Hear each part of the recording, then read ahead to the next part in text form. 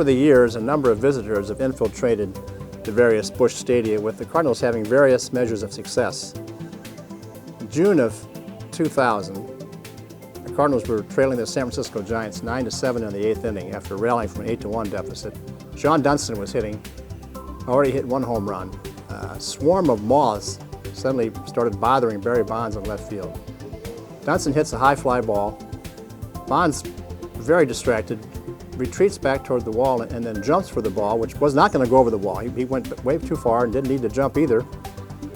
However, the ball bounced off his glove and over the wall for a 3-run home run, and the Cardinals won the game 11-10. And Bonds said, I've seen this stuff on TV all the time where the ball pops out of the glove and over the wall. He says, now I'm on the blooper reels myself. Next moth story, August 22nd, 2011.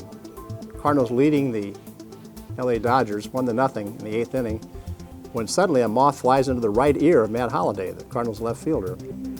He had to come out of the game. Trainers took him in a dark room in the clubhouse, hoping the moth would fly out for some reason. It did not, so the moth had to be extracted with tweezers. The Cardinals could not extract victory, losing the game 2-1 in the 9th, although Holliday did have the moth as a souvenir in a plastic bag the next day. 2014, the Phillies came to town.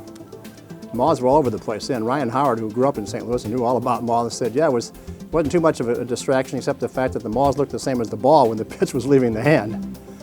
Phils got even, I guess, that day for what happened to them in 2011 in the National League Division Series. They were ahead 2-1 over the Cardinals in a 5-game series. Bottom of the 5th inning, Cardinals ahead 3-2 in this game. Skip Schumacher batting when a squirrel darted from the first base dugout across home plate toward the third base dugout. Angel Hernandez umpiring the plate called ball on the pitch that Roy Oswalt threw. Oswalt and Phil's manager Charlie Manuel were squawking it should have been no pitch. Oswalt was distracted, but they didn't go for that. And later, although Schumacher flied out, the Cardinals won that game 5-3 on a 2-run homer by David Freese in the 6th inning. Thus, the Rally Squirrel image was sparked, and the Cardinals went on to win the World Series. The squirrel went on to become a part of the World Series ring, and Charlie Manuel had said that if I'd had a firearm, I would have shot the squirrel. Now we come to a 1990 happening in the old ballpark where the visitor did not necessarily help the Cardinals, probably distracted them.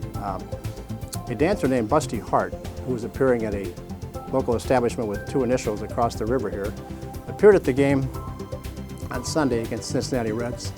Her chest size was about the same as the velocity of a big league fastball. She paraded through the stands, caused some stir, of course, appeared on the talk show circuit the next day, then came to the game the next night where she was asked to leave by the police, and she was arrested for skipping in a lewd manner. However, the jury recommended only a fine of $150 for Busty for trespassing. The Cardinals did not win either one of those games, and not many others that year either. They finished in last place for the first time in their history since 1918. The record that year was 70-92 in a season which could only be classified as a complete bust. If you want to know more about a St. Louis sports figure or a particular moment, email the Commish at rhummel@post-dispatch.com.